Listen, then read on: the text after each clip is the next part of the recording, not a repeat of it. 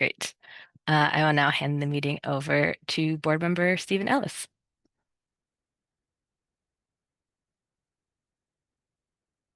Apologies, just looking for the mute button there. Good afternoon, everyone. Okay. I'm calling this public meeting to order at 4:34 p.m. in accordance with the Building Emission Reduction and Disclosure Ordinance regulations adopted pursuant to the Building Emission Reduction and Disclosure Ordinance, Boston City Code Ordinances, Section 7-2.2.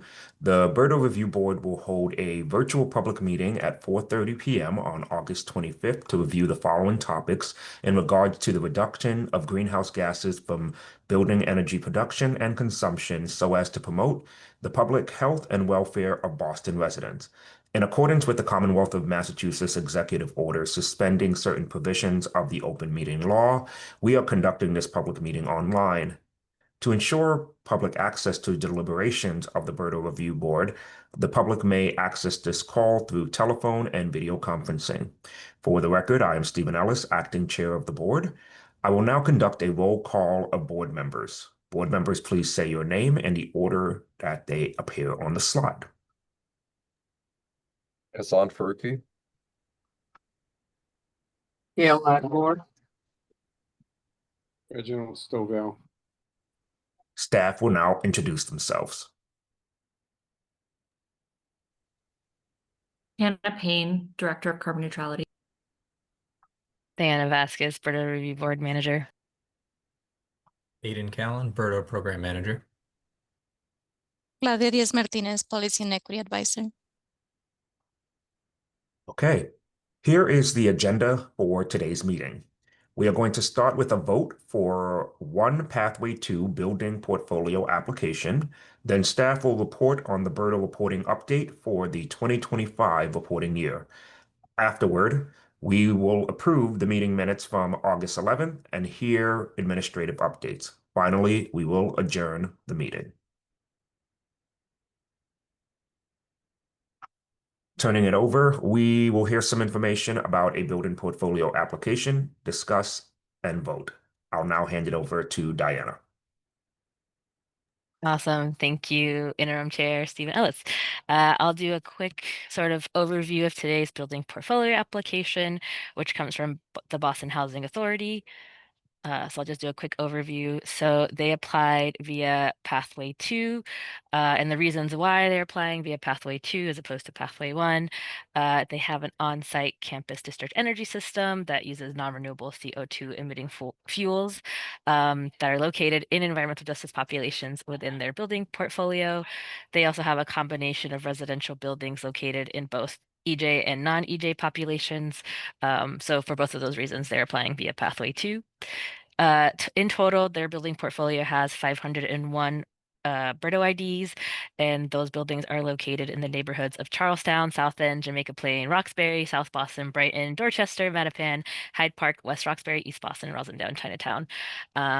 Said another way, citywide, they have a citywide portfolio, and the applicant does meet all eligibility criteria, and the application was deemed complete. And I'll skip standard conditions, I think, because I think the board is familiar with those now. So for the Boston Housing Authority, their proposed portfolio, the majority of their buildings have a multifamily housing use type, but they also have assembly, education, office, and storage as part of their building portfolio uses as well. And then we didn't want to link all 500 buildings, so we have a link here where you could look at a spreadsheet that has more information for all 501 buildings. And then this is their blended emission standard. So as I mentioned, a majority of their buildings are multifamily housing, so their blended emission standard is much more very similar to the multifamily emission standard, but they do have 5 buildings with assembly, 1 building education, 19 office, and 3 that are storage. And then the bottom line is their blended emission standard for their portfolio. Because they're Pathway 2, they did submit 4 maps with their portfolio sort of pinned out on the within the city of Boston with different backgrounds. So this one is with the environmental justice map. You can see the black pins is the combined heat and power plant that's located in an environmental justice community. The pink pen is the residential buildings that are located in environmental justice communities, and then the purple pins are all the other buildings. This is their portfolio with at the asthma prevalence map. So here it's actually the yellow pin. That's the combined heat and power plant within an EJ community. There are two of them. I'm sure if you can kind of tell, there's two, one here, one here. This is their map with the respiratory hazard index as their background. Here, the CHP is a light blue pin.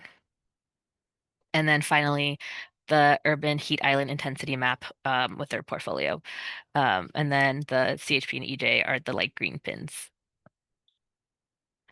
Yeah, in terms of staff comments, we reviewed the application and actually initially determined the application to be incomplete because just of there were some duplicates in the BERDO IDs and things like that. So we've worked closely with BHA to get them into compliance with all of the reporting and making sure all the data is set and accurate or as accurate as we can be.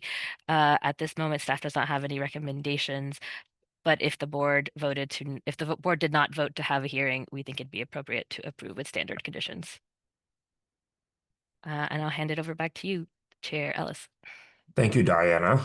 Before I ask each board member if they have any questions or comment, I want to give an opportunity for any representative of this application to introduce themselves for the record.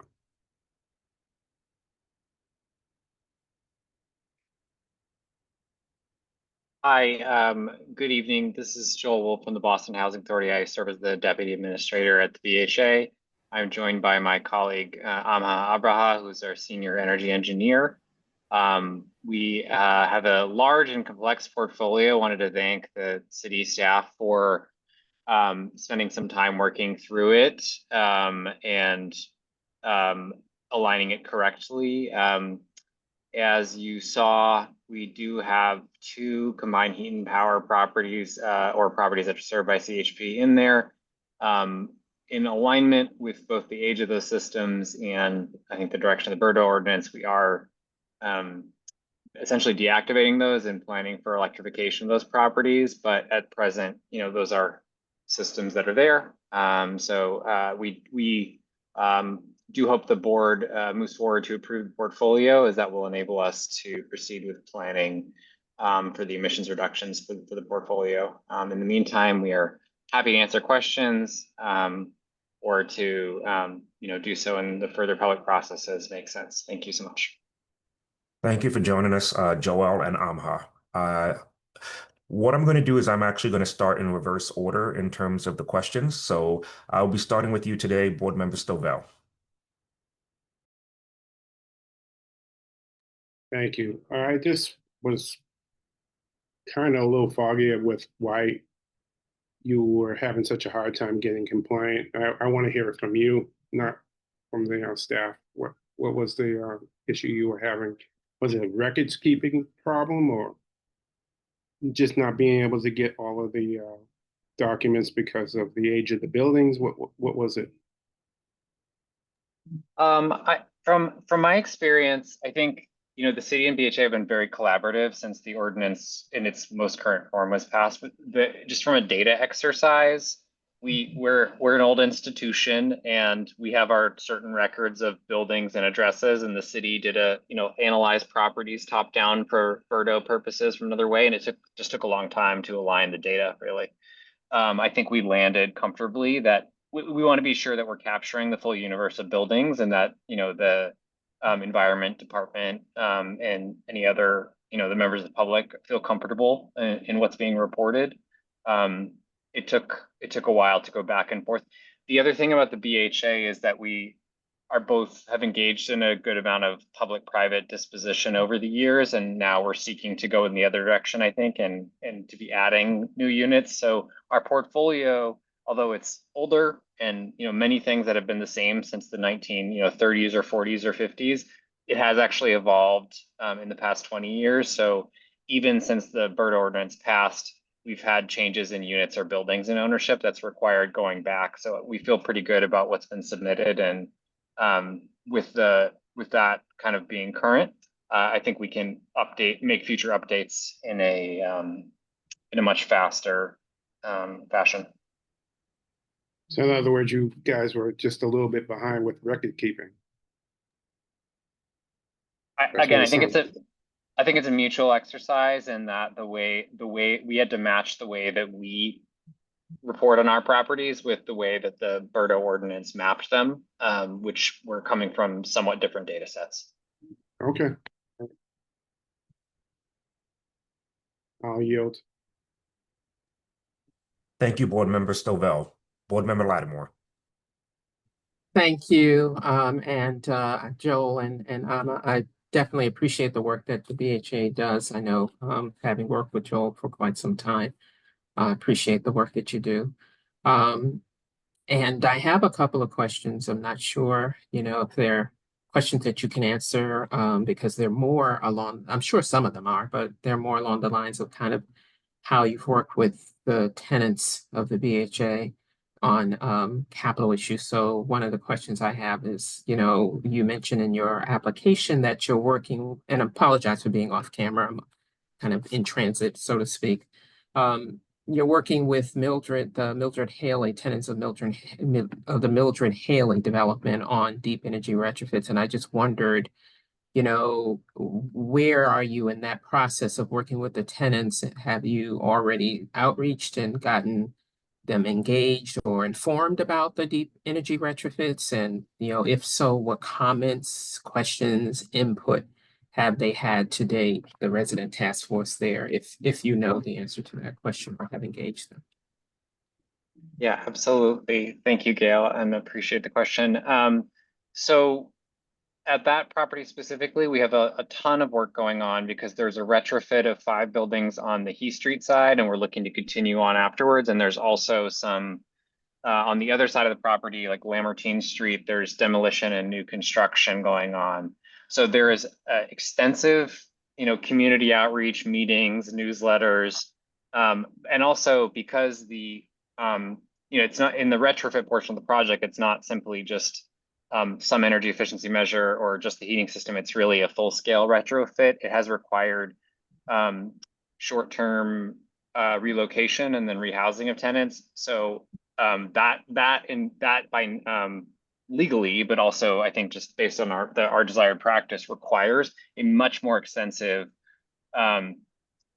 dialogue with where tenants' household needs are kind of assessed. What's nice about the holistic nature of that project, which the city was a huge supporter of, and thanks to the mayor and council for that, is that there are energy improvements. Of course, there's home comfort improvements, but there's really also accessibility, kitchen and bath, like modern building standards with some of those projects. So we are just about completing the first building that should be completed.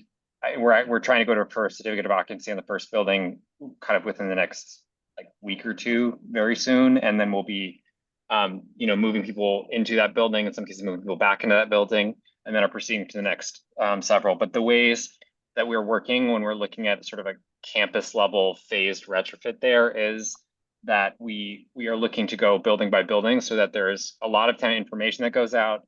There is an ability to move people in and out of buildings in a way that minimizes disruption. And also at that site, we front-ended some of the open space improvements. So during the summer, we were able to open like splash pad and recreative facilities there at Horan Way, which is just, I wish it were a little earlier, but we were able to kind of do that for the families there during the summer, which I think was much appreciated. No, thank you. I mean, I know as a developer how important it is to follow kind of relocation rules, et cetera, for when you're doing major work projects. I wondered if you have any examples of, like where the capital work, whether it's energy efficiency or otherwise, but particularly energy efficiency capital work, what kind of interactions or comments, and besides the relocation, which I appreciate, and all the amenities that you try to do as you prepare for the relocation of residents, have, examples of where residents have been involved or had input into kind of capital plans, if there are any examples that you can think of, rather it be a Mildred Haley or some other development where residents, what type of concerns, comments, questions do they have about the type of capital work that gets done on their developments. Just curious about the interaction and the engagement. I think so. I can give sort of like positive, negative, and neutral, right? I think like we could just go through this in a couple different ways, but I would say like to keep it relatively brief. I think with some of the electrification work that's going in, one of the huge benefits is bringing air conditioning, bringing efficient cooling in addition to efficient heating, right? So that's something where I often say with our properties, and that that there's either inefficient cooling right now or none, right? People have a window AC or they don't have anything. So tenants really appreciate the advanced dialogue and the amenity and that being delivered in terms of some of these heat pump type projects. I think with other, one of the things that I would say neutral, but it's really just that communication is key, that the overall, people don't live in one scope of work, or they don't live in one thing they're doing. They live in their house, they live in their community. So the overall burden of construction and neighborhood impacts is something that I think tenants talk about, they want to know about. So I think that is something that, like, if if you or your agency or your project team or whatever is working on one particular thing, it's like that's not necessarily the tenant's whole life, right? That's like the residents like feel everything that's going on and everything that they have to do in a day. So we have to collectively be aware of that. And I think some of the things that I'd say are learning experiences for us are like just being really aware and making sure that everyone is thoughtful in advance, both in terms of a planning design, but also communications in terms of like things that affect small amounts of space inside an apartment may affect things that are very personal in terms of how people decorate, how people, what, like the curtains that they're able to attach, like things. So, the way that things like come into a unit or extrude from it in terms of like window design, heating system, et cetera, like if it affects people's use of their living space, like this is where people spend, many of their waking hours, many of their sleeping hours too. And that, it's their home. So I think that we're trying to be more cognizant about like, here's what we're proposing to do. Here's your comments, like here's your opportunity to weigh in, and and to have feedback loops, and also just to kind of train our staff to have more like things that seem minor from a engineering design might be actually very major in terms of it's affected a few inches or a few feet of space in your apartment unit, right? No, thank you. I appreciate that. You also mentioned, and I have a couple of I'll try to get through my other questions quickly so that others can ask questions. But you also mentioned that, there's opportunities and work that the BHA does in terms of kind of, employment issues. You mentioned, youth build, I just wonder if there are any examples of residents or programs like youth build, how and if they've been engaged in capital work or involved in BHA capital projects. So particularly on the federal side, we have a couple of things going. One is that there is a HUD policy called Section 3 that involves right, so it's resident hiring or low income hiring or youth field participant hiring, right? And so there's sort of the most basic level we've been able to engage people is just when there's a construction project going on, we require the general contractors to hire public housing or Section 8 participants to be kind of the kind of an outreach and coordination staff person essentially, or contractor for that project. So that just means that like every time there's a construction project, there's pretty much at least a person from the BHA community working just on that. Then there's like the longer term like career pathways, I think, in terms of we look to, we have programs like building pathways. We do with the same team that works on Section 3, try to get BHA residents interested in and enrolled in some of the union pre-apprenticeship programs.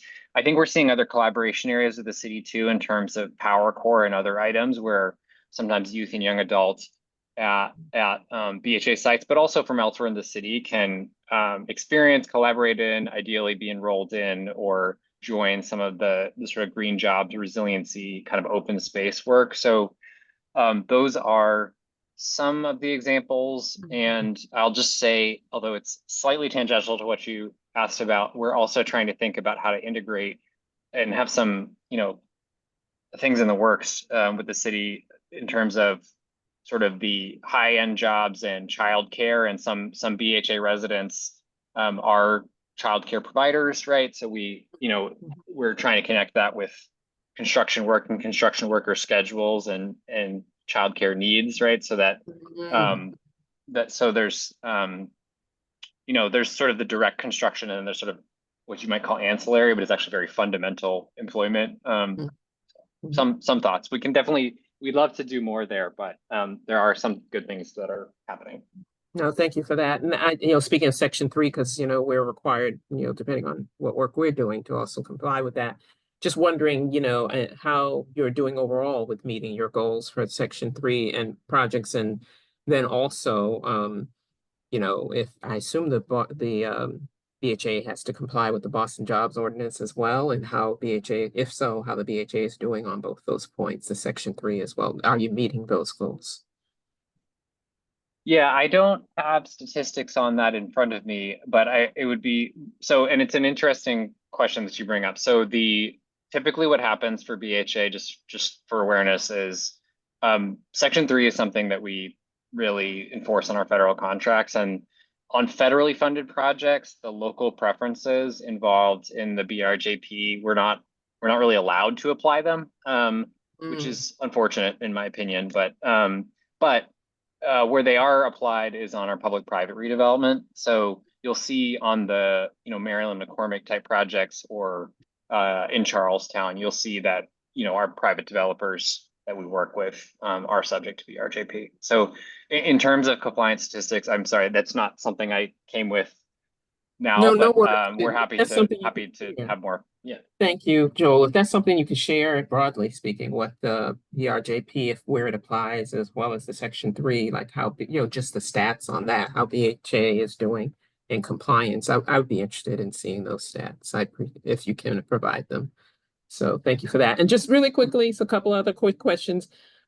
Who operates the CHP? And also, when will the CHP decarb study start and be completed? I might ask Amma to come off mute, but the company that has historically operated it is a company called Tecogen.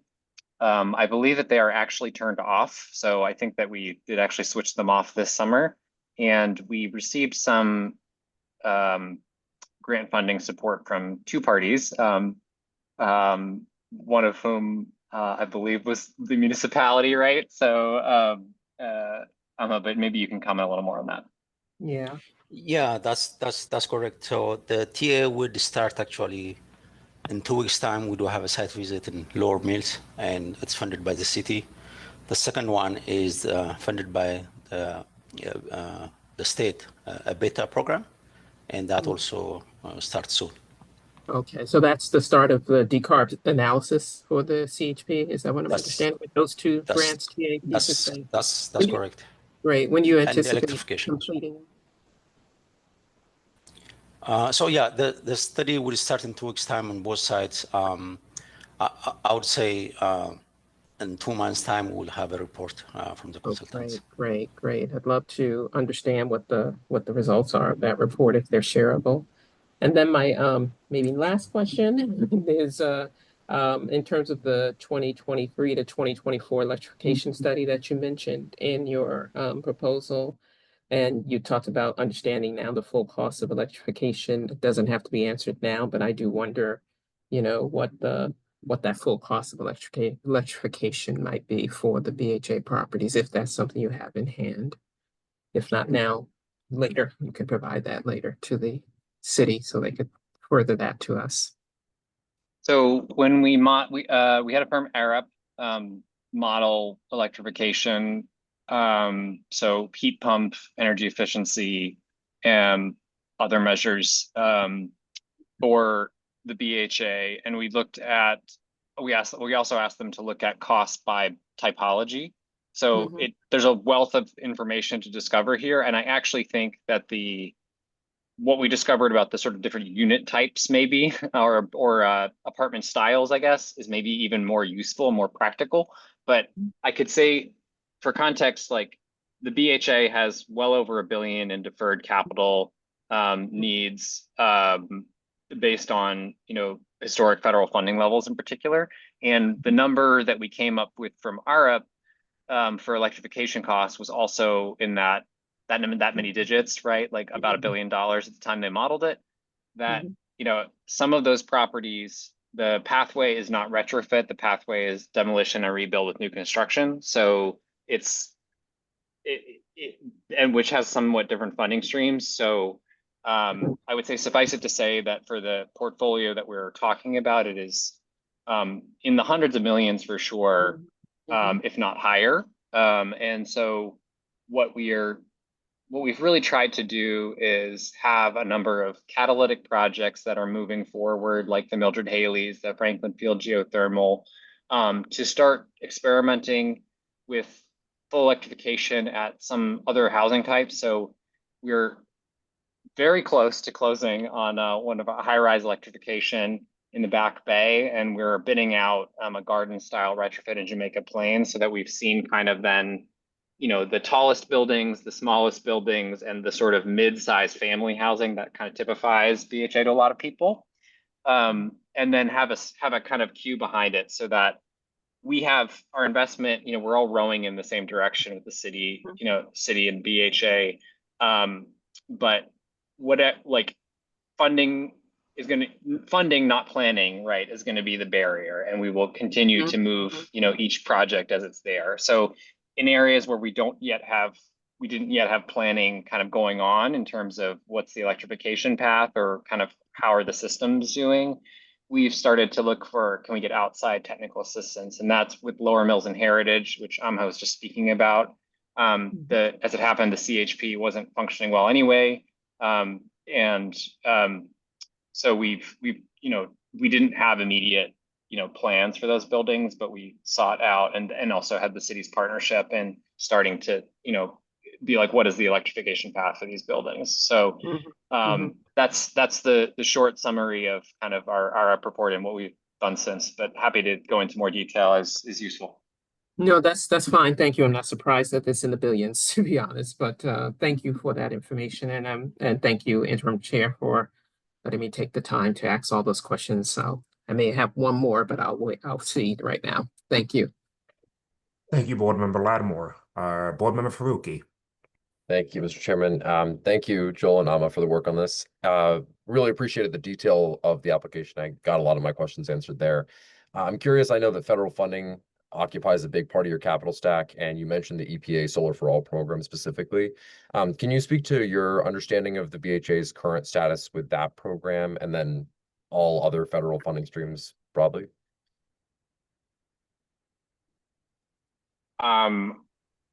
I'm probably going to defer comment on that program to the state, our friends at the Executive Office of Energy and Environmental Affairs. But I think in terms of what's publicly out there, right, it's one, we were sub-awarded from the state. Two, the EPA has sought to terminate that program. So we have a lot of solar plans. I do hope we're able to do that, because what BHA has been trying to do with that is not just do more solar in Boston, but actually help other housing authorities to go solar faster.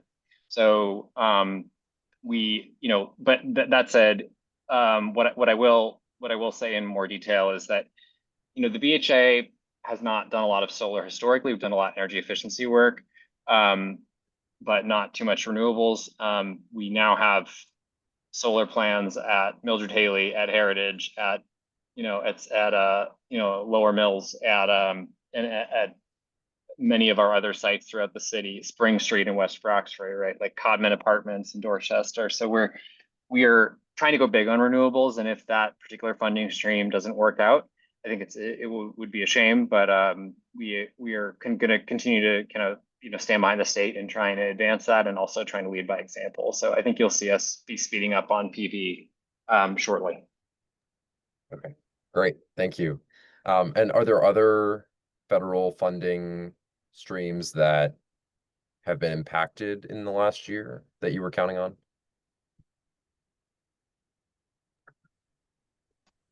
We've worked with the city on a number of different EPA funded projects, most of them smaller than that. So the city and state, obviously, that's things that are challenging. In many cases, we have been able to,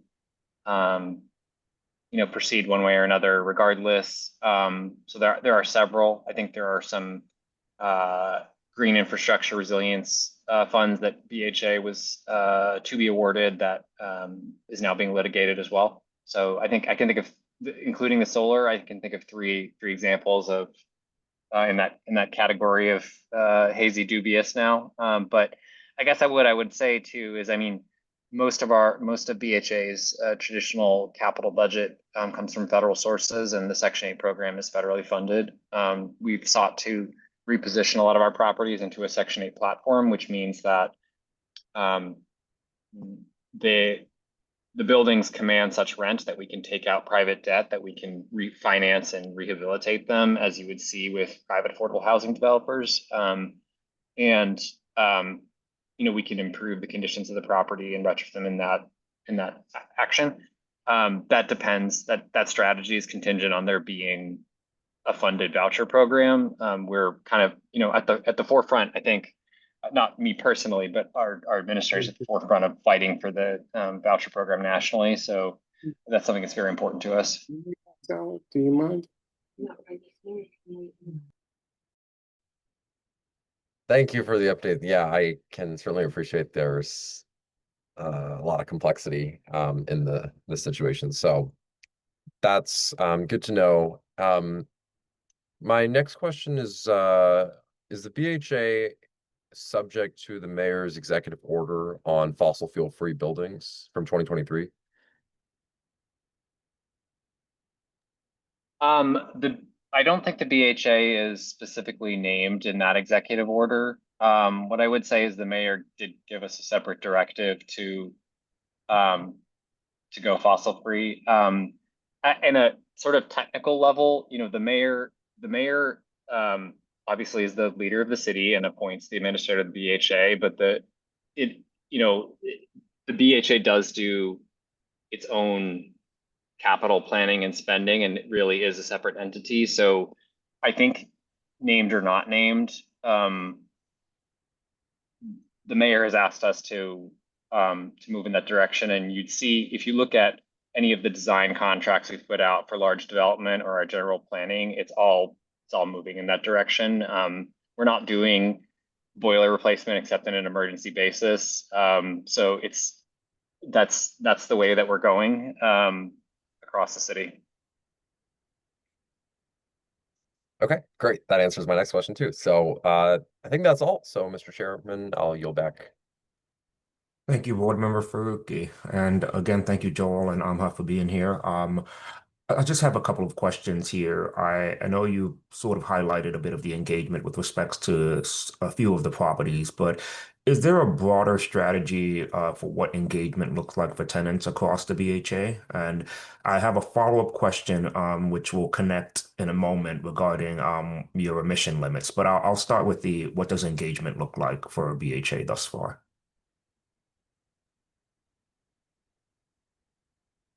So the BHA has in the past 5. So I've been at the BHA since 2020, which was both an interesting time to start and to engage and really, critically responding to a lot of things, and also for many of the career public servants here, like a blink of the eye, right? People have been, many colleagues working 30 or 40 years at this agency. So what I will say is that since I've started, I've seen the BHA experiment with 3 or 4 different public engagement methods around our capital planning. And I would say that one of the biggest conclusions from that is not that those were bad per se, but that none of those were what we're going for, right? And in that, it's been, let's do a meeting at every public housing community, right? But have meetings where some meetings were well attended and some where no one shows up, right? Or let's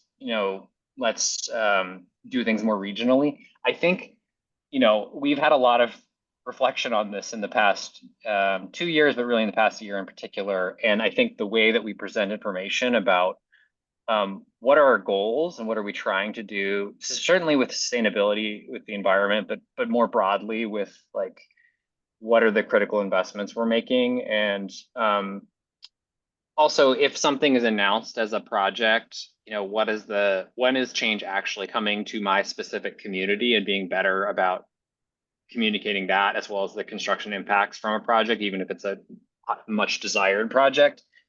I think that we have to do it differently, more visually, sometimes more of a summary level. In terms of what I'm not sure that I want to put a definition exactly to what engagement looks like. I think it by necessity requires tenant input.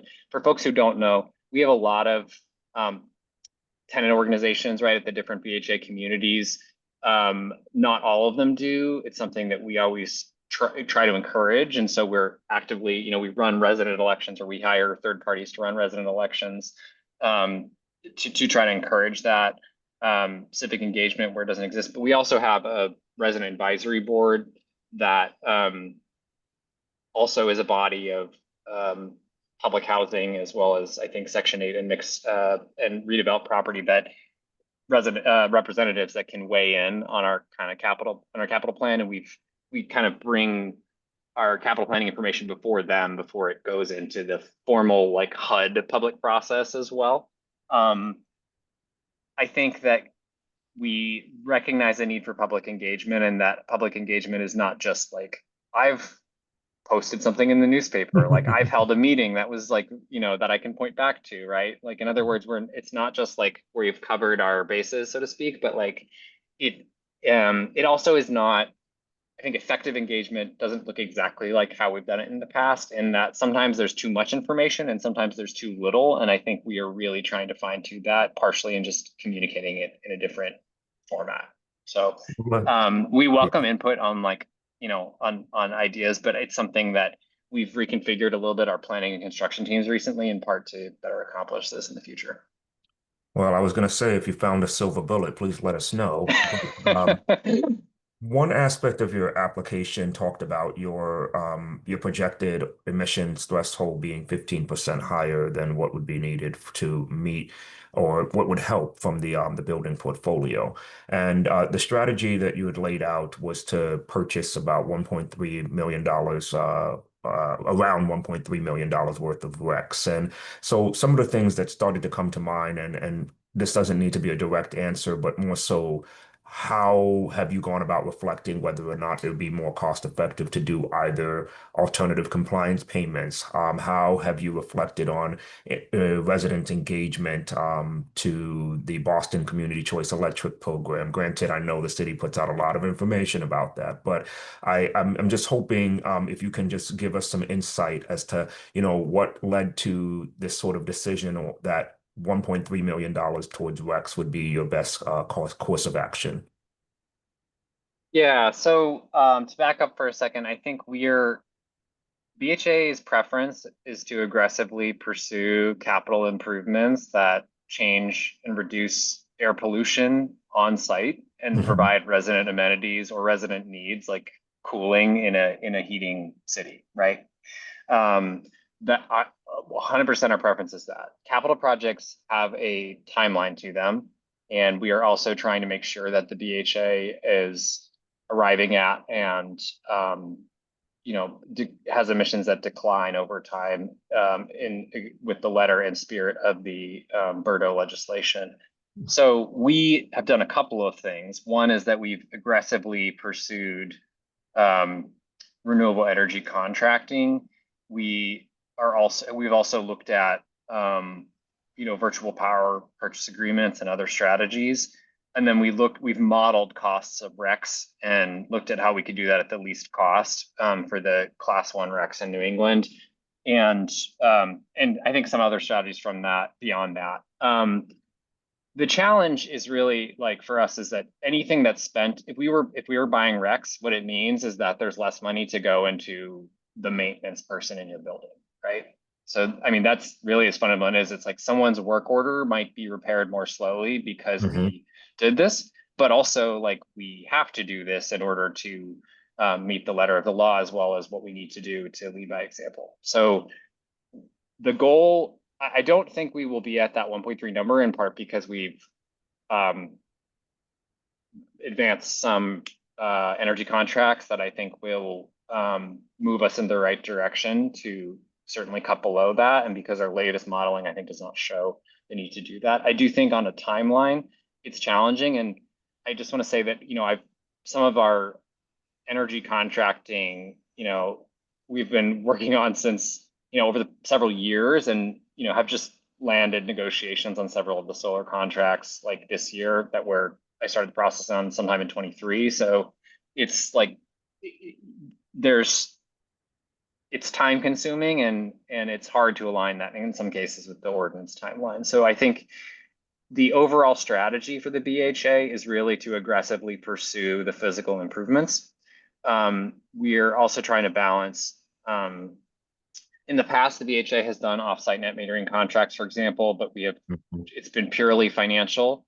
We've used it to say, let's figure out how to have these properties operate at a better budget. The public housing properties don't get a lot of operating subsidies. So we've sought ways to improve their performance, which is really, how do we improve residents' quality of life, right? How do we make repairs faster? We are looking, though, at some options, right, where it's feasible, where we can say we get some energy savings from this, but we also get the environmental benefits. So that's what we've been trying to do more recently, is pivot the contracts that allow for it to blend those options, so that we can say, everything here is helpful to the building and by extension helpful to the residents, but also, reduces emissions. And it's been challenging, frankly, but we have had some successes. And I think we're still trying to get a few more locked in, and then also speed up the on-site renewables. Okay. Thank you for that response. I'll just make one comment that I hope, not that I expect you to comment on it particularly, but I hope that, through those tenant boards and through the constant conversations that you're developing with your communications, that, the Boston Community Choice Electric continues to be a tool that you utilize in throughout the buildings and so on and so forth. I'm so sorry. I didn't. It's okay. I'm sorry for interrupting, but I actually didn't. I'm sorry for not responding to that point of your question. Let me just say briefly, so BHA has almost all owner-paid utilities. Right now, this is an asset with electrification, right? Because we can move, and we know that residents aren't going to be harmed, right? To the extent that electricity does cost more than gas at the present way rates are designed, right? So the other side of that, though, is like, we have historically bulk procured our power, right? So that we do have a couple of our properties on Boston CCE, but the majority of it is it's something that we've gone out to market for, right? And so what we have been trying to investigate over the past couple of years is there a way for us to do what we need to do in order to, again, have operating savings to the housing authority that then allows us to reinvest in the buildings, but also start to get more in the renewables direction in terms of beyond the minimum required by state law. So most of our buildings, the tenants are not going to have individual discretion to opt in. In fact, there's only one where the tenants have tenant-paid utilities. But we have tried to be creative there. And I think the question is, like, in looking at the options that are available, it's like, would it be more worth it for us to buy the cheapest possible power and then buy, environmental benefits on the side, or is it better to integrate that right into a purchase? And so what I can tell you, just in terms of the numbers and our rates versus CCE, is that for a commercial entity like BHA, and by commercial I mean in this case our electric meters, right? Yeah. So like we're a public interest entity, but in terms of something like a large utility user, the CCE rates are wonderful, and it's been an absolute tremendous thing, but it is not totally designed for like sort of large commercial, small commercial industrial rate class. So it would not necessarily be to our advantage to do that. That said, we do have some of the smaller properties are on the Boston CCE rate. And we're looking at options for better folding in renewables, that procurement. Okay, well, thank you for the highlight and the explanation of that. I did not know about the structure, so that's helpful to know.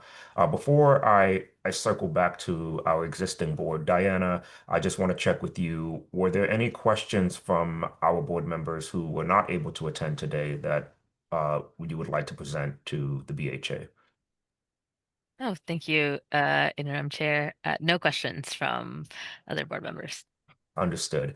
Okay, so there were three questions, and some of them and please correct me if I'm wrong, board members, when I turn it back over to you all. But the questions that I heard that still seems to be open were regarding the BRJP compliance, the results of the central heating plant study, as well as the status for the EPA Solar for All. I will say for the EPA Solar status for I'm sorry, the status of the EPA Solar for All. I suspect that that should not be contingent upon whether or not we approve this application. That could probably be a part of a special condition, given the fact that BHA would need to get the response from the state, which we may not receive. So I just want to point that out. But in terms of what folks were asking and had concerns about, I want to open it up the floor one more time to board members. Feel free to raise your hand if you have any other questions that you would like to ask or would like to further clarify if you would be sensing a need to do a hearing, or would this be a special condition that you would be satisfied with. So, Board Member Lattimore, I see your hand up. Thank you, Interim Chair Ellis. I don't have any other questions. Hassan asked the one question I had that I was going to do in this round. He asked it about the solar for all, so I don't have any questions, and so I would like to make a motion that the board accept the BHA application, approve the BHA application as presented, with the idea that we will get the answers to those questions that you so aptly or informational requests that you so aptly outlined. So that's my motion. Understood. Is there a second? Second. Okay, so I'm going to read it back. On the motion to approve one second, let me make sure I'm reading it properly. On the motion to approve BHA's application with the standard condition that they provide detail regarding their compliance with the BRJP, as well as the results of the CHP studies, as well as any details they can provide regarding the status of the EPA Solar for All. How do you vote? Board Member Stovall. I vote for it. Board Member Lattimore. Just one friendly amendment to add to both the BRJP as well as the Section 3. This, summary of how they're doing on Section 3 compliance, and I vote in favor. Understood. Adding, Diana, I hope you'll take a note of the Section 3. Thank you. Got it. All right. Board Member Faruqi. In favor. And I am also in favor. And Diana, just in case you were about to come off mute, was there something you wanted to add? Yes, I just wanted to quickly check in with the applicant. I just wanted to make sure that this seemed fine. I think BHA was preparing to have a hearing, so I just wanted to make sure that they feel comfortable with they feel like they can answer these questions. As a special You- condition. We're happy to work with whatever, with the wisdom of the board and the EOS staff. Okay. I think we're happy to respond to any information requests, including those made. Awesome. Okay, great. Understood. All right, so the ayes have it. The motion passes. The BHA's building portfolio has been approved with standard conditions. Per the regulation, the Environment Department will send a copy of the written decision letter within 7 days. Thank you, Joel and Amna, for joining us today. Thank you very much. Thank you very much. All right, moving on, we will now hear an update on BERDO reporting. I will hand it over to Adam.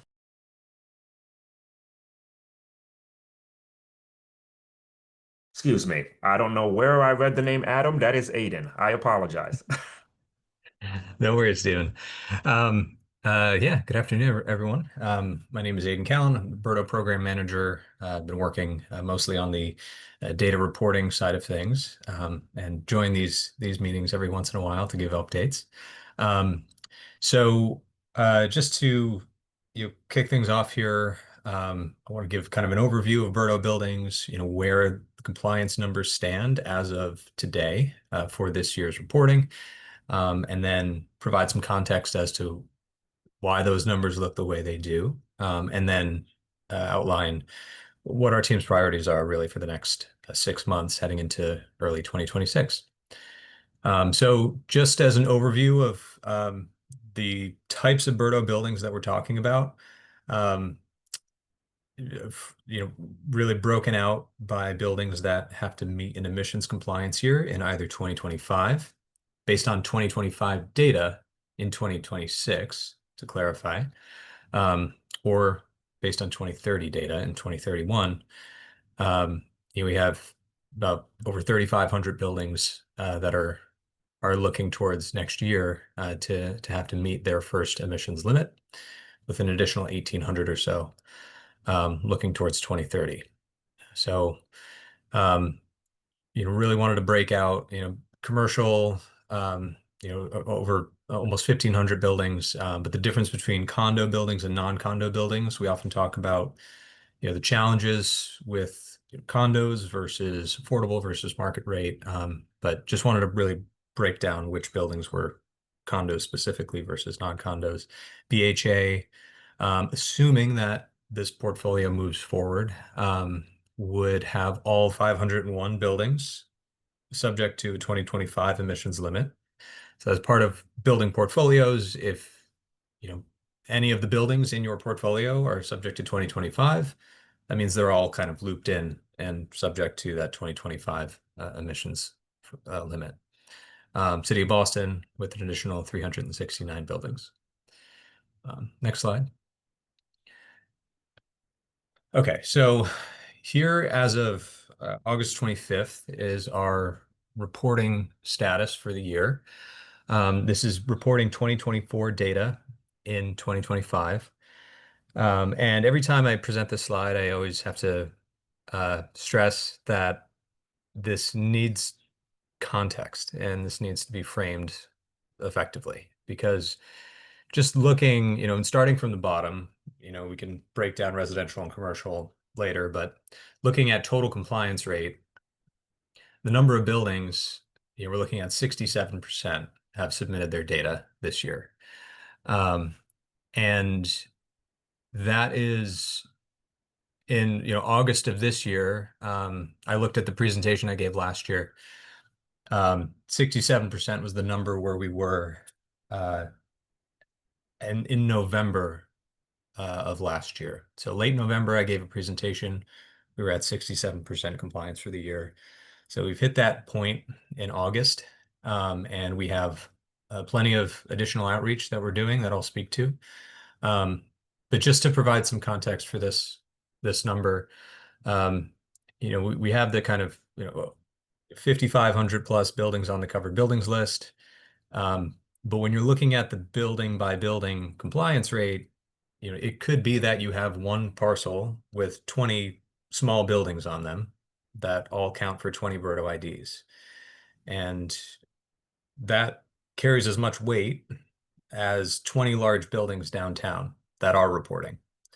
And so really looking at that building by building breakdown is, it's good for just a high level quick overview, but breaking it out by total square footage, so how much of our square footage is actually complying, is a better indicator of, I think, the emissions that BERDO is intending to cover, right? Our goal is to reduce emissions and start to drive down emissions in the largest buildings in Boston. 76% of the emissions is reporting their data each year. So breaking it out by square footage is important there. And we see, a pretty similar compliance rate for residential and commercial at this time. Next slide. Okay, so The overall engagement status is something I like to highlight because it shows really just of all the buildings or the square footage that BERDO covers, how many are or what percentage has engaged with us at some point. So have they logged onto the BERDO reporting forum platform? Have they created an account and have they claimed their building, which is typically one of the first steps within the reporting process. And so, we've engaged by square footage, about 89% of, the total square footage that BERDO covers, and about 85% of the buildings that BERDO covers have started the reporting process at one point or another. And if you go to the next slide, so just wanted to note some reasons why the reporting compliance rate is different than the engagement compliance rate. So basically, owners may start reporting, they might claim their building, and then they report 1 year, and then maybe it switches a property management company or it switches a point of contact, and then they drop off reporting the next year. They're still engaged with us. We still have their point of contact. We have, better contact information beyond just the mailing address that we send out each year. So, once they've engaged with us at one point, we're having a much easier time keeping in consistent communication and making sure that we have the right point of contact. But there are, bottlenecks in the reporting process, and some folks may start requesting their aggregate data and, fall off at some point within the how to report guide. Maybe they hit the point where they need to hire a third-party verifier, and now there's a cost tied to their BERDO compliance. That can be a bottleneck for some people. So we're trying to identify where those bottlenecks are and reduce that friction and make sure that, we're getting those percentages really as close together as we can. We want everybody who is engaged with us to continuously be reporting. Also, realize I skipped this first point. The reason why our square footage has a higher compliance rate is because the larger buildings tend to be more engaged. The smaller buildings within BERDO are on average less likely to have a property management company. They're less likely to already be working with sustainability professionals. They're more likely to need hand-holding during certain points of the reporting process. So there can be a higher barrier to entry and more bottlenecks within smaller buildings on average. They're also newer to BERDO. So they really started reporting a couple years ago, whereas BERDO has been around since 2013, 2014 for the largest buildings. And those smaller buildings, again, really emphasizing those 20, 30 buildings that are typically see a lower compliance rate. They account for about 34% of the total buildings within BERDO, but just 10% of the total square footage that BERDO covers. In other words, about 90% of BERDO's total square footage is looking toward the 2025 emissions limit. Before I go on to the next slide, I actually just want to go back one, sorry, to, just the engagement statistics. I was looking at the slides from November 2024 when I presented this last. The total claimed rate, we were looking at about 79% of buildings were claimed by November of last year. So those two bottom statistics.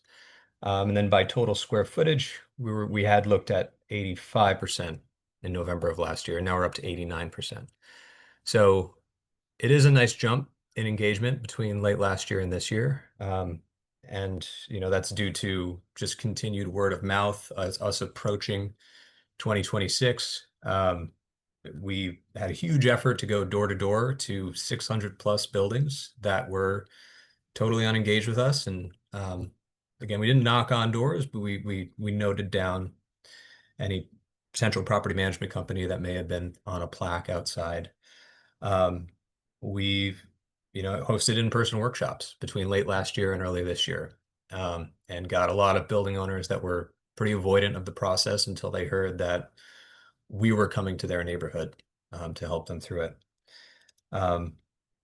And just due to a number of additional resources that we've put in place to increase engagement in our least engaged groups of buildings. So just wanted to call out that distinction between where we were at the end of last year and where we are now. Next slide, or 2 slides from here. So just to highlight some team priorities over the next 6 months, we have just passed our reporting deadline of August 15th for those that requested a 3-month extension.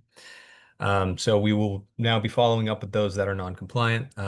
We'll sending mailers, non-compliance notices, and then emailing building owners or account holders that have engaged with us that have not yet submitted their data.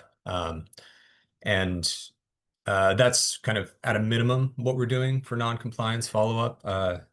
But we're continuing to explore all new pathways to make sure that we're getting compliance up across the board. I mean, having to get creative and just really a lot smarter with our process. So, for example, due to door-to-door outreach, we might have a name of a property management company that covers 5 buildings that are non-compliant or totally unengaged.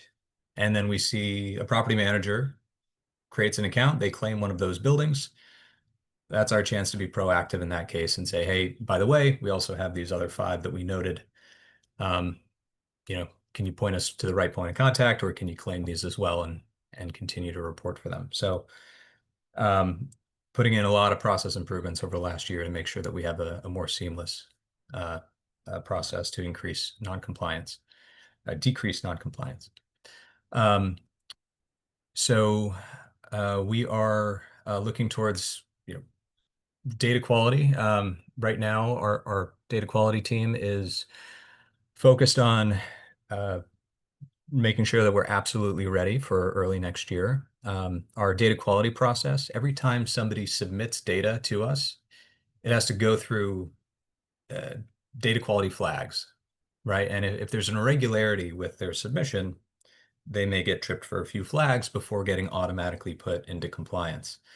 So that is typically a more reactive process, right, for us, where they submit and then we automate flags. But there are certain ways that we can be more proactive heading into early next year and get ahead of what we know will likely be issues. Just one example. So if a building owner has reported that their building is exactly 50,000 square feet, okay, that's possible, but most likely an estimation. And we'd rather have that conversation with them now as opposed to May of next year when their emissions are being calculated and they're having to adjust at the last minute. So whatever we can do to get ahead of what we know are likely to be issues early next year increases transparency earlier on for everybody and reduces administrative burden for us. And then last kind of main point here, we're working very closely with our software partners, Touchstone, IQ, to make sure that we have a reporting dashboard that shows the emissions compliance status in the most transparent way, better integrates transparency around flexibility measures, and ensures that the emissions calculations are all being reported absolutely as accurately as possible. And so we have to make sure that our administrative process is well aligned with how Touchstone is displaying information to building owners, and we have to have our process down and ready to go well before reporting starts early next year. So those are our priorities over the next 6 months. our high level priorities over the next 6 months. So with that, yeah, I'll hand it back to the board. Thank you.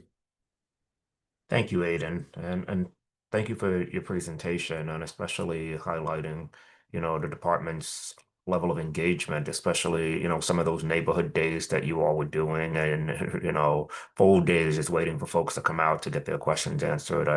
It does seem like there's been a bit of an impact there, particularly with your engagement statistics.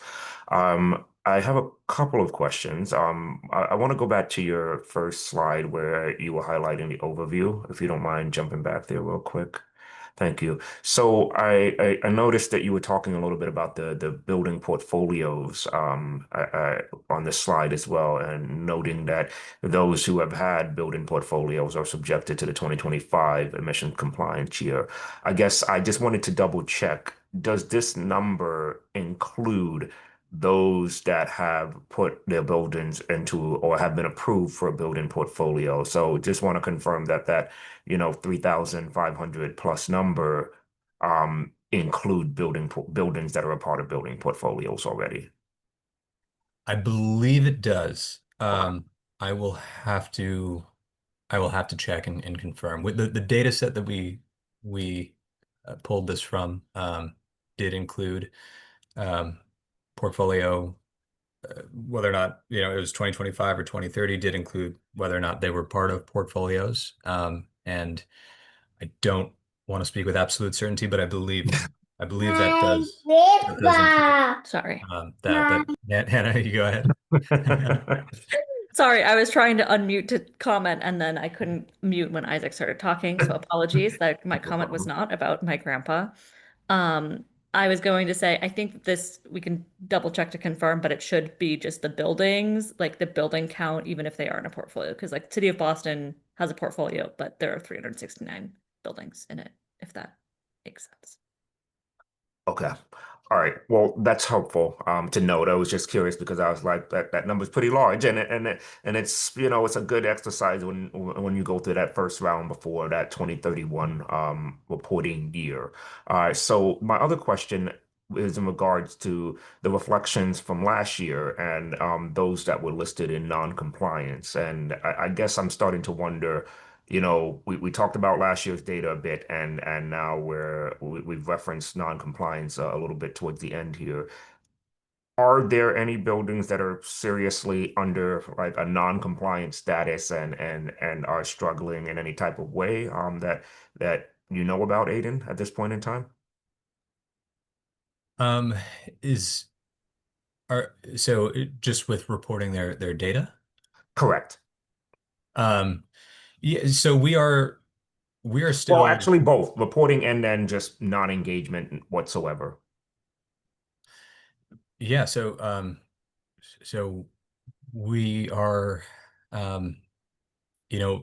still working. Our reporting team is still working with a number of folks that are still coming across the finish line. The door is still open. It's past August 15th. The deadline is passed, but we know that people are still trying to come into compliance. So and also in some cases dealing with some technical issues that there's some small bugs here and there that some folks are waiting on. So yeah, we haven't sort of closed down that reporting season at all, and still waving as many people through as we can. The goal is to we don't want to just close reporting. We want everybody to report and to understand where their buildings stand relative to the upcoming emissions limit as a result of having reported.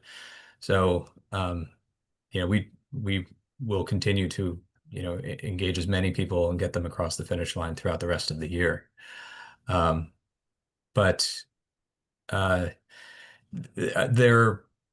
terms of specific buildings that are having trouble right now, there's no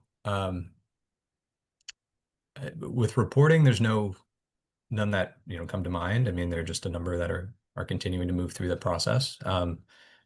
And for emissions compliance, I can't speak to that as as well. Any specifics? I think I may turn it over to the rest of my team if they have anything to say on specifics for specific building owners that are looking, that are sort of struggling with next year. But I can say that initially, still, I believe looking at about 85% of buildings that are subject to a 2025 emissions limit are already meeting that limit. So, we're looking at 15 or so percent that have to take some sort of action.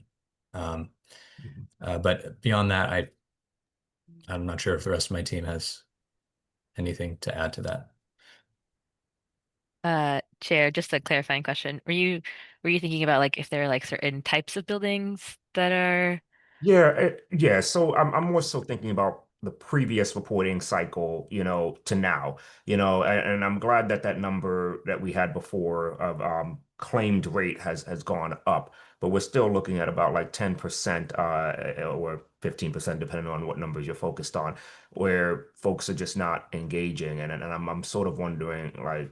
With the way the ordinance is written, if you're non-compliant for a set amount of time, that tends to get a little difficult. I don't want to use any harsh words here, but I guess I'm thinking about those who did not report last year and we're now in another year.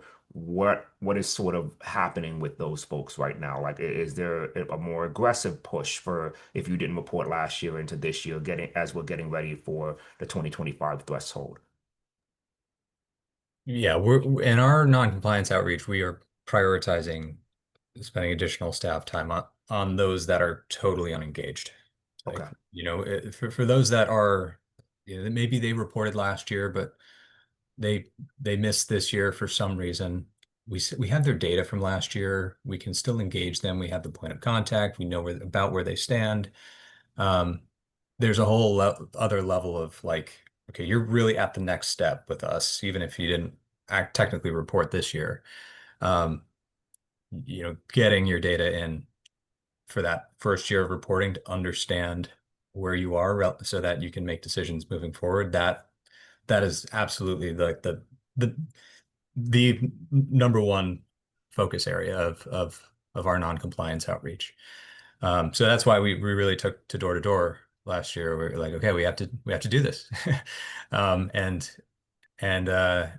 We've seen that number move in the right direction. But yeah, of those that are totally unengaged, and I'm sorry, I thought you were maybe asking about specific building owners, but of specific building types, we're still looking at condos as being kind of the primary, like the number one building type that is where we're seeing the lowest rate of compliance across the Got board. it.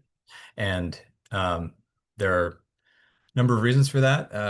It's number one is, oftentimes the condo association is not a taxable entity. And so the owner mailing address that we have on file is they're the mailing addresses of the unit owners, but we don't have a condo association mailing address often. So right from the start, it can be on average more challenging to reach these condo buildings. And then when you do reach them, maybe through door to door, we find out their property management contact information, we engage them in that way.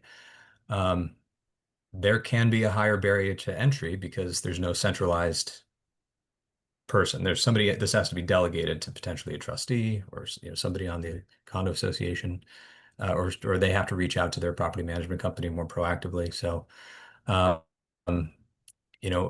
a number of reasons, yeah, condos have been a continued struggle, and so that will, what we've done in the past is we've created a condo handbook for condo owners so that they can better navigate this entire process. But overall, yeah, that is certainly the number one building type that I would call out as being Okay. a lower rate of compliance. Thank you, Aiden. No more questions for me. Board Member Faruqi. Thank you, Mr. Chairman. Thank you, Aiden. Always look forward to your presentations. This is very informative. You mentioned there were a lot of drop-off points throughout the engagement pipeline, so to speak. Are you all collecting data about which drop-off points tend to be the most significant? Oh, you're on mute right now. Yeah, so we have that level of granularity within the reporting process. So if we see, for example, that building owner, they reported their data. They went to Eversource, National Grid, they went through Portfolio Manager, they filled out a form, and they got to the point where they were alerted that they had to send their data to a verifier. And then we see that they're just in that status, right? And that was a bottleneck for them, because now they have to reach out to a verifier. They might have to spend a bit more time, but potentially money to hire somebody briefly. And so that's it's something that we have transparency into. Have they reported to us in the past, but have they just dropped off over the last 2 years? Did they claim their building and then just not do anything else?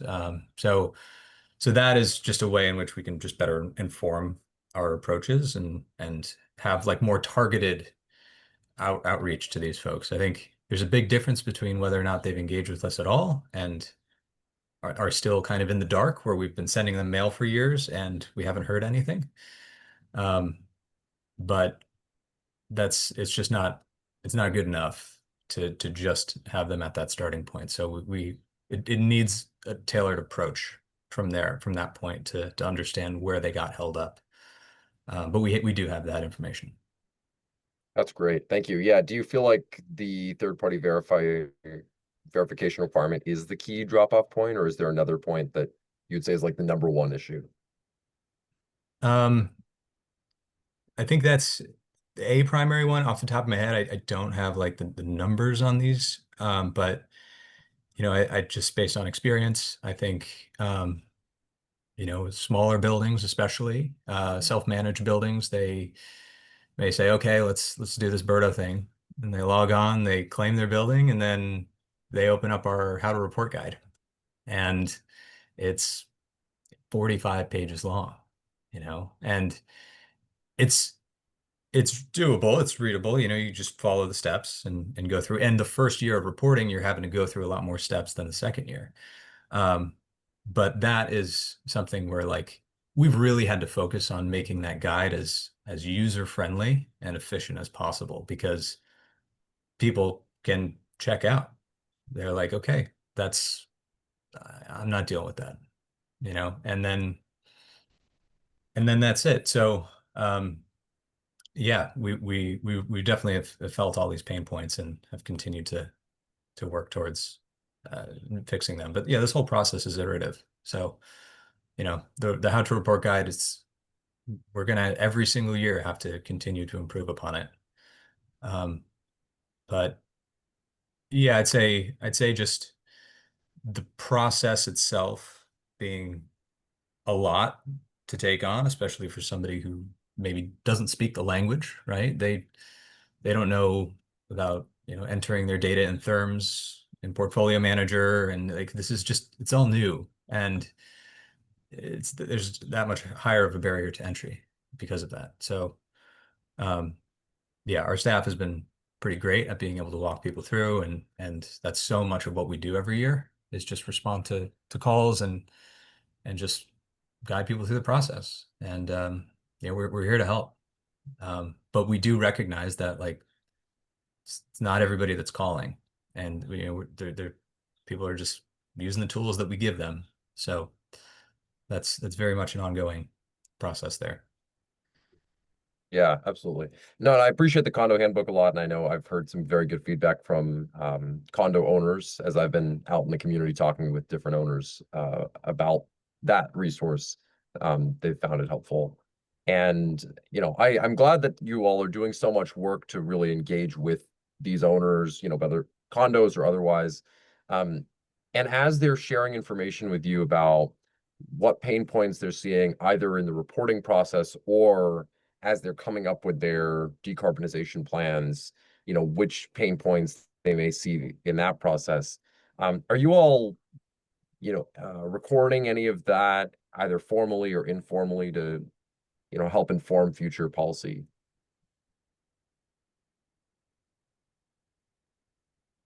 Yeah, I think, the pain points on decarbonization, um, you know, uh, that is not something I work directly with day to day. And uh, it's certainly something I just can't speak to exactly how we're moving forward with that. I don't know if Hannah or Claudia, you want to jump in and provide more context here. Yeah, I can jump in. I think we have dreamed for many years of having like a great tracking system from all the help desk calls that we field. Honestly, we don't have that. It's like a lot to track. So I would say we don't keep great data on like the how we're helping people or what their issues are, but I think we've developed a really good, sorry, I think a really good kind of like knowledge base across our team of what is tripping people up. And then we, through regulations processes and other kind of like more formal community engagement touch points with building owners, we've tried to gather that information too and have done some targeted surveys for like third-party verifiers and stuff like that. So sorry for the background noise. No worries. No, and thank you for that. That's very helpful to know about. Yeah, I'm always curious about that as well. And so I think that takes care of all the questions I have, but I appreciate this again presentation. This is really wonderful, and I know that many of our community members will also be really interested in this. I'm excited to share it with them. So thanks, Aiden. Appreciate it, and thank you. I yield back. Thank you, Board Member Faruqi. Board Member Lattimore. No questions. Thanks for the presentation, Aiden. Thank you, Board Member Lattimore. Board Member Stovall. Yeah, just wanted to find out. You said there mostly it was condos. Is there a specific size where buildings that have only 6 to 20 units, are they the ones that mainly drop off, or is it just all of them in general? Yeah, we see a pretty strong correlation between those that are non-compliant with BERDO and those that are smaller buildings too. So yeah, if they're a condo, they're less likely to be compliant, but I'd say that, yeah, a 15-unit condo building that was just added to the BERDO covered buildings list, 4 years ago. Okay, all right.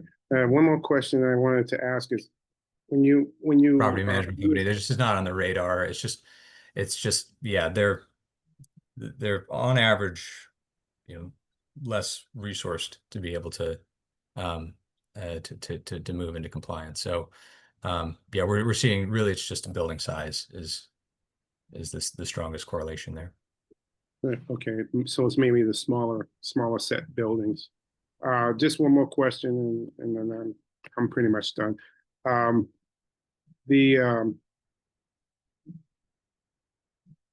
you said there was a drop off after the second year, right? Usually it's a big drop off or something of that nature, you said? Just as an example of, why, like why somebody may have, maybe engaged with us, but didn't comply this year. Yeah. Maybe they reported last year, but didn't report this year. I don't think we see it. I think on average, everybody that reports, typically we would expect to just continue reporting each year, but there are just cases where, yeah, buildings transfer points of contact, property managers or property management companies, or it gets a new owner.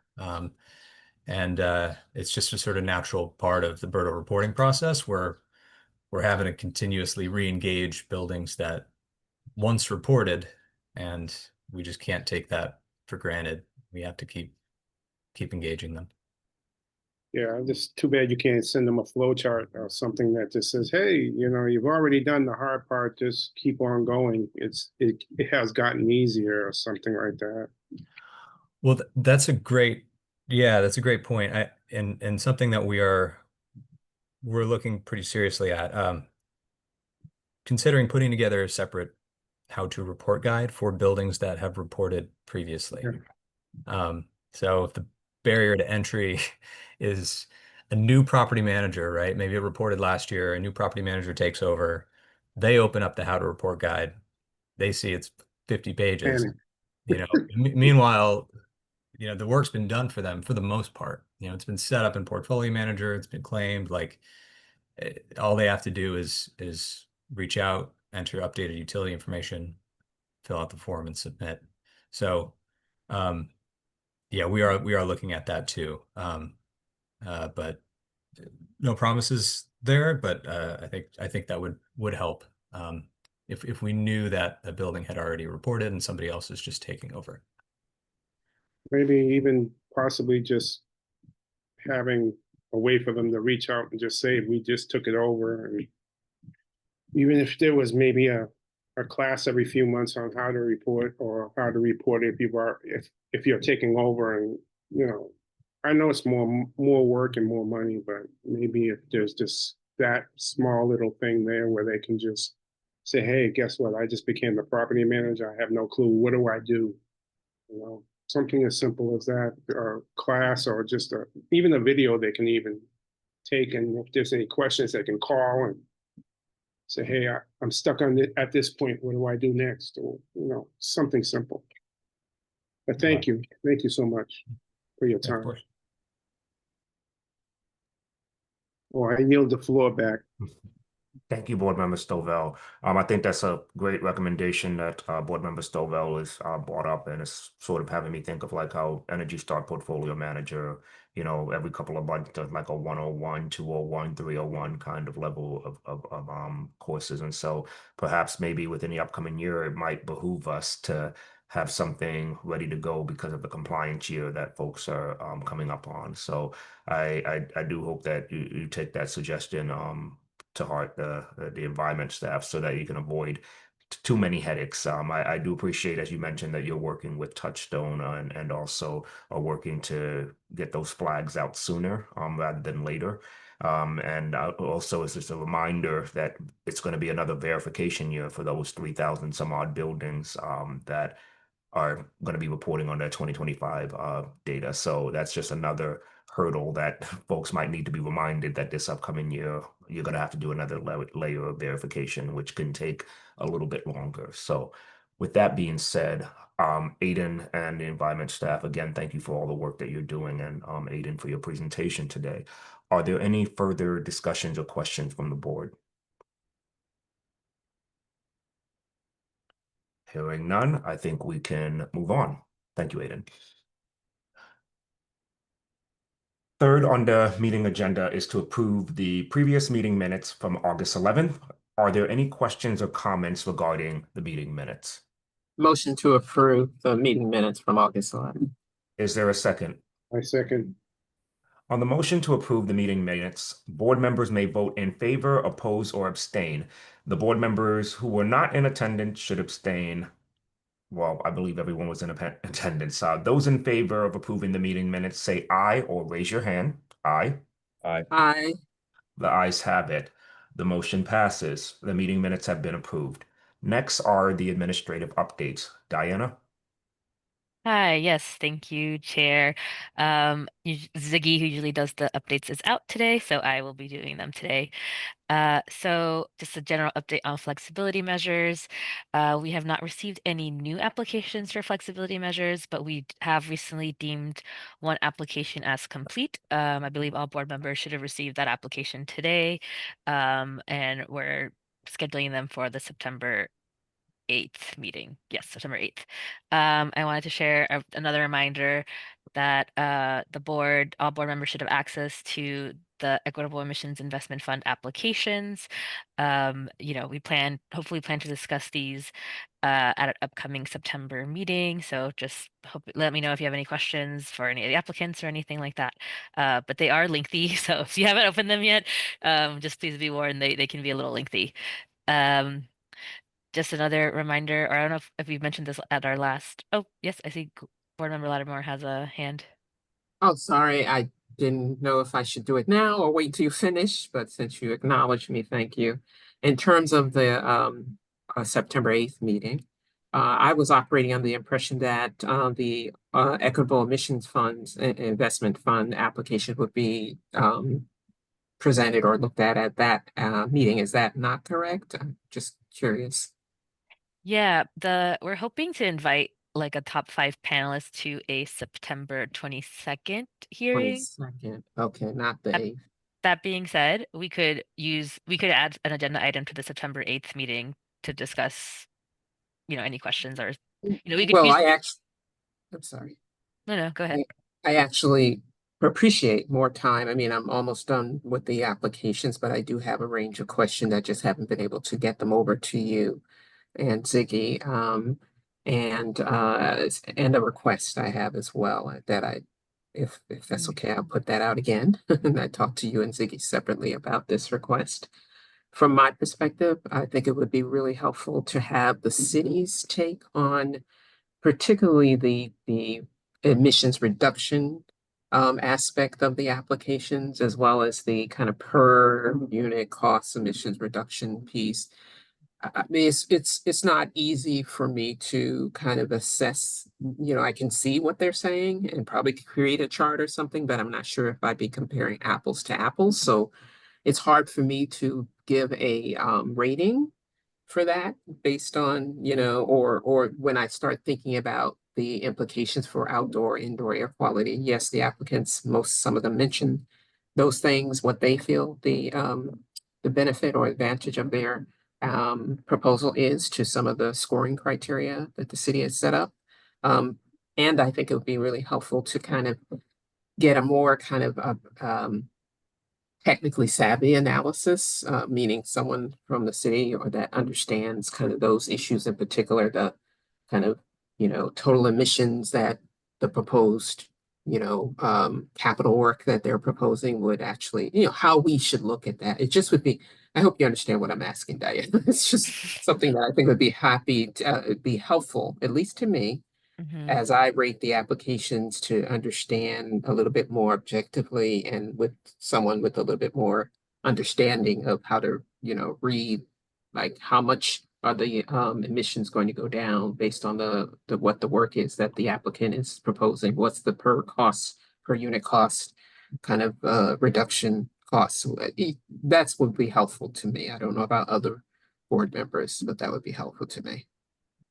So that's my request of the city to actually give us your take, the city's take on those data points. Sure. Yeah, I think we could at the next meeting maybe present like a sort of a slide deck or two on what we think, and to highlight each board member should have received sort of like a high level summary of all of the applications. We did ask each applicant to submit using our template so that the calculations are uniform across all applications, estimated emissions reductions in total for the project, and then an estimated like emissions reductions per dollar for the amount that they're requesting from the fund.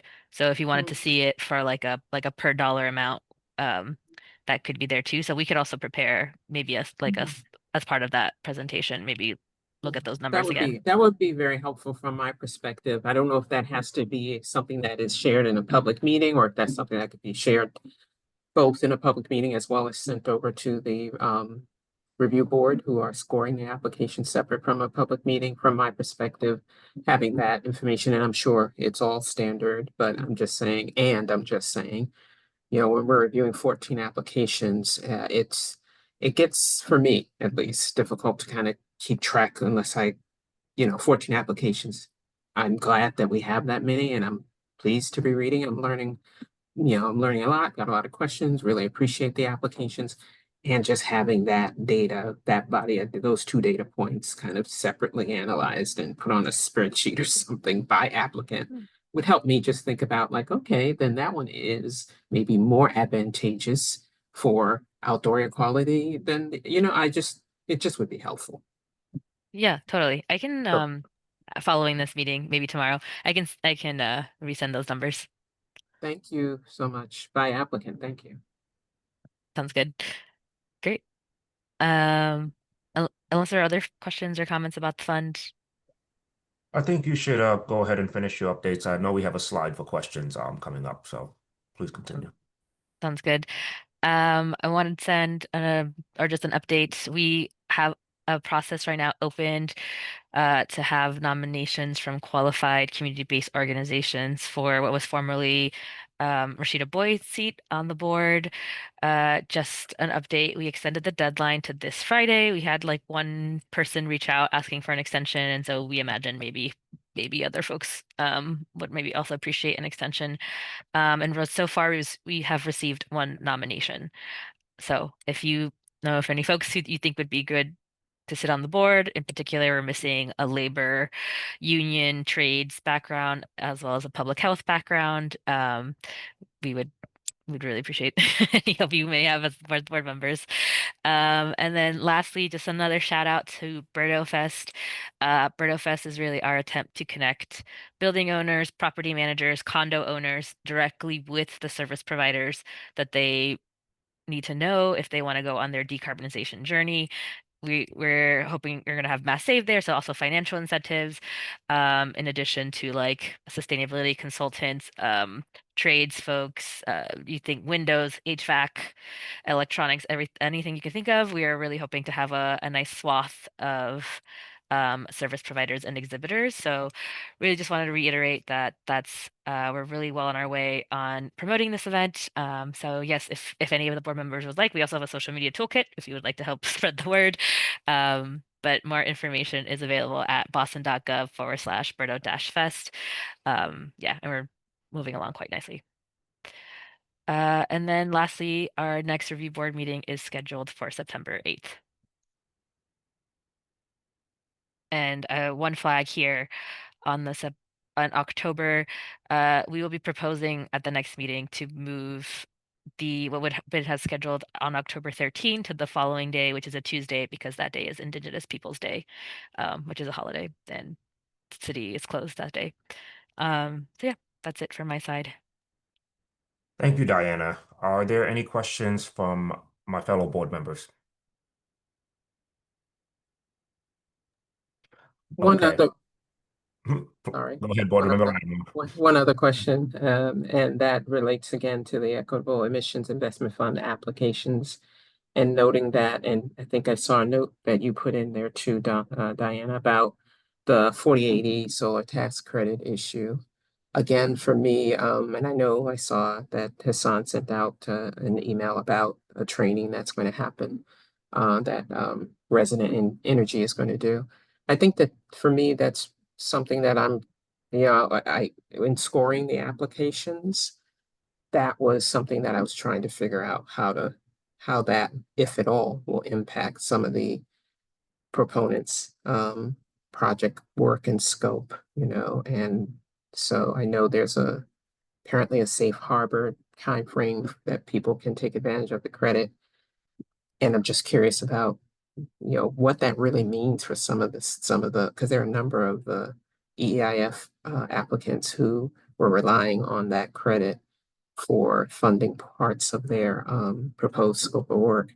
So just trying to, again, understand, like, okay, how do I evaluate these applications given that issue, in terms of, and so if there's, again, just like the request for like the scale of, the two data points I mentioned prior, any thoughts that the city has about how we should look at those applications based on the 4080 issue might be helpful. Maybe no one really knows how to, how to evaluate that issue, but just again, I have a number of like, I need more information kind of NA on the scoring because of some of these issues.